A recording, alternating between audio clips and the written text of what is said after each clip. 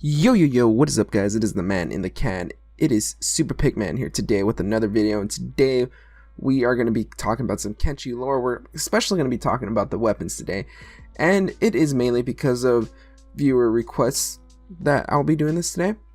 I'll be covering the Scrapmasters, as I think covering all the weapons in one video is kind of almost impossible unless you guys want to hear me talk for 20 minutes, and I'm pretty sure nobody wants to do that. You guys can barely put up with me for like 5 to 10 minutes, so let's get into this.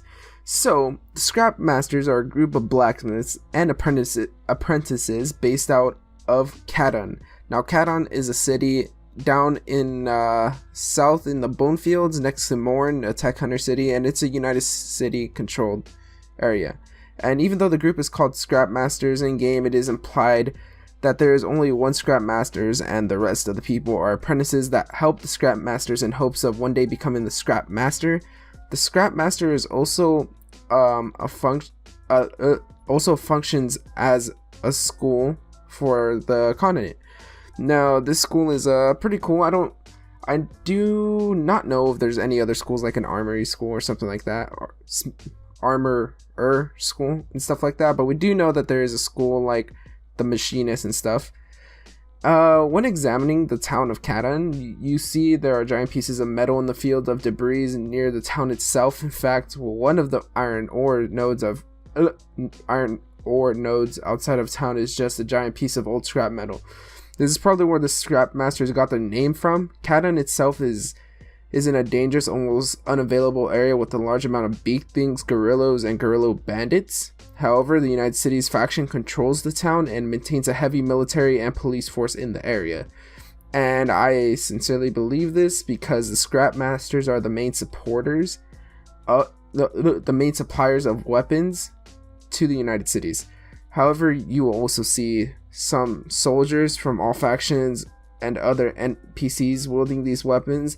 While it might seem weird to see Holy Nation soldiers using Scrapmasters weapons, it does not break any lore because the vast network of trade caravans through Kenshi.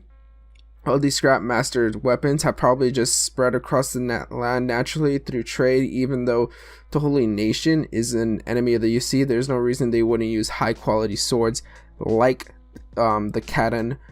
And there are different numbers of Catuns, like Catun 1, Catun 2, and Catun 3. I think the difference is in their quality, pretty much. But I mean, they say that all their swords are high quality, but that's debatable.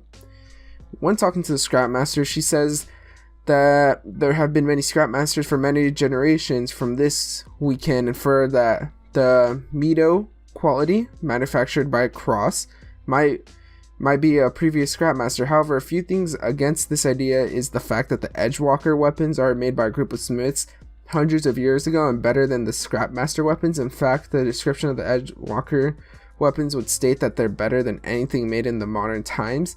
Skeletons and Mido weapons are better than Scrapmaster weapons too.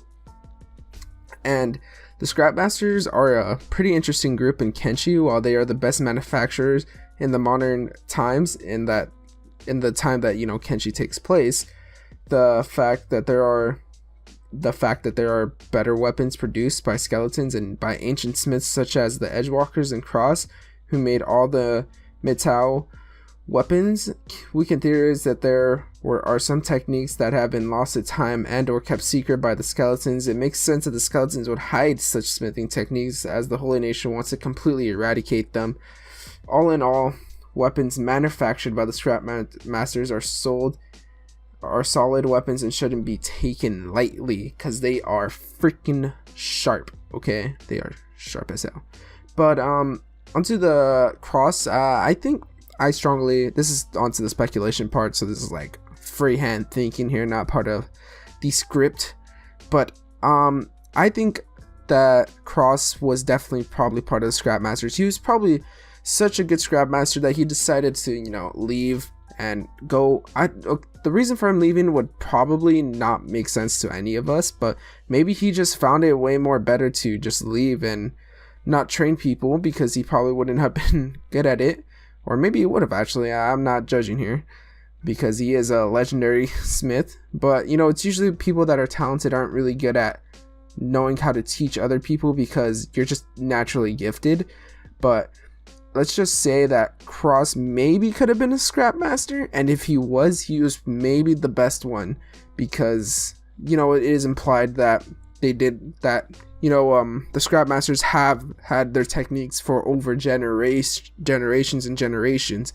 So we can probably draw a conclusion and say, hey, you know, maybe these people, or this guy Cross, was from the Scrapmasters, a Scrapmaster apprentice, and maybe got really good and high up, and he rose the ranks really quick, and he became a master, and then he probably started creating these new type of weapons or new type of quality that was really new and profound, so he had to give it a name, and he decided to name it Metu or something like that.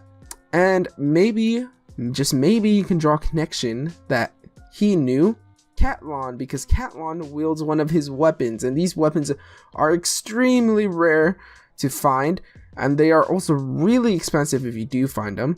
So I really think that maybe Cross and Catun knew each other at one point, and that's why he has one of his weapons as a souvenir of remembering him. And I mean, Catun hasn't forgotten anything because he hasn't resetted. So yeah, that's the video, guys. Hopefully you guys did enjoy the video. Leave a like, subscribe, do all that fun stuff. I got some of the slavery let's play coming out soon. So yeah, peace.